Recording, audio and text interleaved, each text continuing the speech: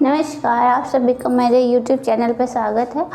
और ये क्वेश्चन आप देख रहे होगे बोर्ड पे लिखा हुआ है। ये क्वेश्चन एज रिलेटेड से है और इस टाइप के क्वेश्चन एसएससी के एग्ज़ाम्स हो गए और भी कॉम्पिटिटिव आरआरबी के एग्ज़ाम्स हो गए, रेलवे के एग्ज़ाम्स हो गए। इन टाइप के एग्ज़ाम्स में बहुत बार आते ही बहुत से क्वेश्चन से पूछे जाते हैं। तो एक बार आप इस क्वेश्चंस को देख सकते हो और अगर आपको ये वीडियो अच्छा लगा हो तो क्वेश्चंस अच्छे लगे हों तो चैनल को लाइक कीजिएगा, सब्सक्राइब कीजिएगा। चलिए देखते हैं क्वेश्चन कैसे करते हैं। ये क्वेश्चन देखा एज से रिलेटेड है। ये लिखा हुआ है मीना, ठीक है, मीना है और उसकी माँ है। उसकी माँ की आयु का क्या अनुपात है? 3:8 दिया हुआ है, ठीक है।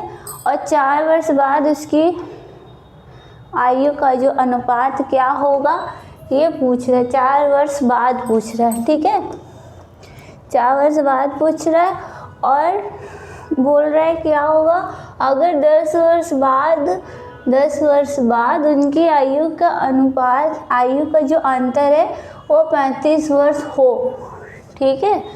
10 वर्ष बाद उसकी आयु का जो भी अंतर है वो 35 वर्ष हो, ये क्वेश्चन में वो बोल रहा है, ठीक है। तो फर्स्ट ऑफ ऑल हम लोग क्या करते हैं, जब भी क्वेश्चन में इस टाइप के रेशियो दिया है, 4 साल बाद पूछ रहा है और 10 साल बाद पूछ रहा है और देखो इसमें अंतर भी दिया है, तो इस टाइप के क्वेश्चंस को हम रेशियो से कर सकते हैं, ठीक है।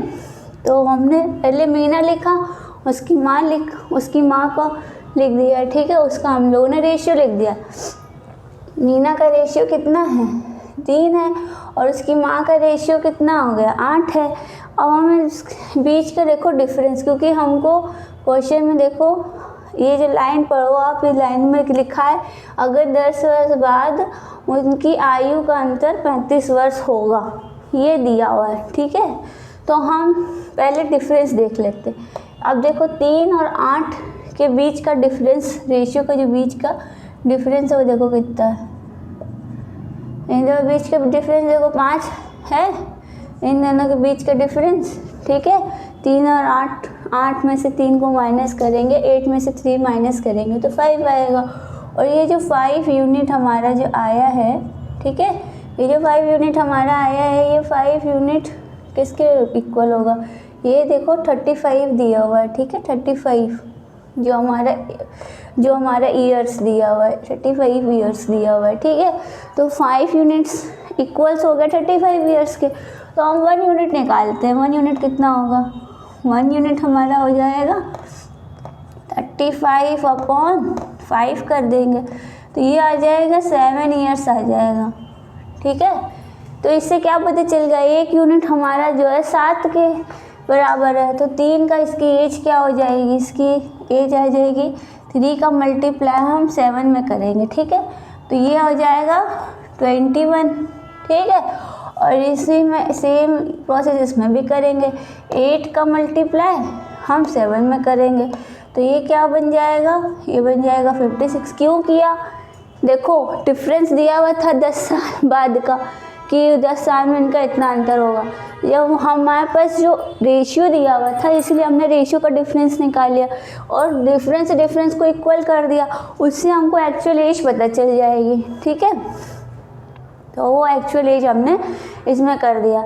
अब वो बोल रहा है 4 साल बाद, तो हम इसमें 4 साल बाद बोल रहा है तो दोनों में जो भी रेशियो हमने निकाला है 4 का ऐड कर देते हैं दोनों में। तो इसका रेशियो कितना बन जाएगा?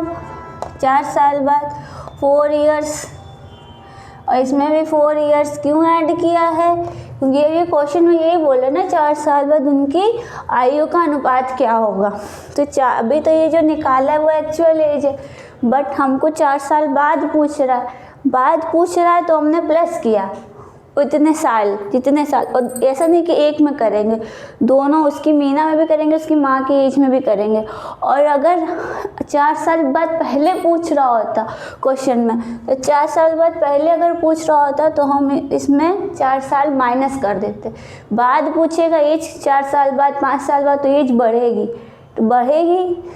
4 साल बाद, तो प्लस कर दिया, और पहले पूछ रहा होता तो हम उसमें माइनस कर देते। ठीक है, तो 21 में +4 ऐड किया तो 25 ईयर्स आ गया। ठीक है, ये मीना की एज आ गई, और ये इसमें ऐड किया 56 में 4 को, तो ये क्या आ जाएगा, ये आ जाएगा 60 ईयर्स। ठीक है, ये आ जाएगा हमारे 60 ईयर्स आ जाएगा। ठीक, तो हमारा रेशियो क्या आ गया, अब देखो 25 और 60 ईयर्स आया है। अब इसको हम अगर कट करेंगे तो देखो कट जाएगा, 5 से हम इसको कट कर सकते हैं, 5 से कट करेंगे तो ये आ जाएगा 5 से बार में 5 टाइम्स में कट जाएगा 5 की टेबल से, और ये कट जाएगा 12 टाइम्स में।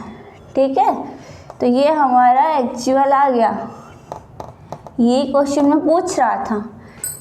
ठीक है, क्वेश्चन में ये पूछ रहा था कि 4 साल बाद उसकी आयु का अनुपात क्या होगा, तो उसके 4 साल बाद मीना और उसकी माँ की जो आयु का अनुपात होगा वो 5:12 होगा। ठीक है, अभी ऑप्शंस देखते हैं। फर्स्ट देखो, अगर आप पहले खाली मीना का ही निकालोगे तो ऑप्शन वाइज देखो, पहला ऑप्शन 5 है और डी वाला ऑप्शन 5 है, तो इन दोनों तो ऑप्शन पहले ही कैंसिल हो गया। ठीक है, ऑप्शंस के हिसाब से देखते हैं। ठीक है, लेकिन इधर देखो, अगर 5 खाली एक ही जगह होता तो हम डी पर टिक कर देते या ए पर टिक कर देते, लेकिन दोनों का डिफरेंट है तो हमको माँ के आज एज भी निकालने पड़ेगी। ठीक है, अगर वैसे रहता खाली मीना का पूछे जाते तो हम इस पर टिक कर देते। तो उस हिसाब से फर्स्ट ऑप्शन दिया हुआ है 5:10, तो ये गलत हो जाएगा। बी ऑप्शन 6:12, ये भी गलत है। सी ऑप्शन क्या, 7:20। ठीक है, तो ये भी गलत हो जाएगा। और डी है 5:12, और देखो इन दोनों के बीच का जो डिफरेंस है देखो 7 यूनिट का आ रहा है। ठीक है, इन दोनों के बीच का डिफरेंस कितना आ रहा है, 5 आ रहा है। तो अगर हम यहाँ तक निकाल रहे हैं, 7 ईयर्स तक निकाल लिया हमने, तो हम इसके बीच का डिफरेंस देख के भी हम इसको टिक कर सकते हैं, हमको यहाँ तक का सॉल्व ही नहीं करना। ठीक है, अगर ऑप्शंस में दिया हुआ है तो हम यहाँ तक देख के भी इसको निकाल सकते हैं और ऑप्शन को टिक कर सकते हैं। तो इस क्वेश्चन को ऑप्शन वाइज कर सकते हैं, ऑप्शन वाइज इन दोनों को तो ऐसे कैंसिल हो जाएगा, और डिफरेंस दोनों के रेशियो के बीच का डिफरेंस देख के हमें क्वेश्चन को टिक कर सकते हैं। और ये इस टाइप के इस क्वेश्चन को रिजेक्ट करके, जैसे कि जो ऑप्शंस हमें जो कैंसिल हो गए और जो बचे हुए हैं और बीच का डिफरेंस देख लिया, और इस टाइप से हम इसको टिक कर सकते हैं और जल्दी हो जाएगा, इतना सॉल्व नहीं करना पड़ेगा। ये इस टाइप के क्वेश्चन को, इस ट्रिक आप ज़रूर यूज़ करिएगा। अगर आपको अच्छा लगा हो तो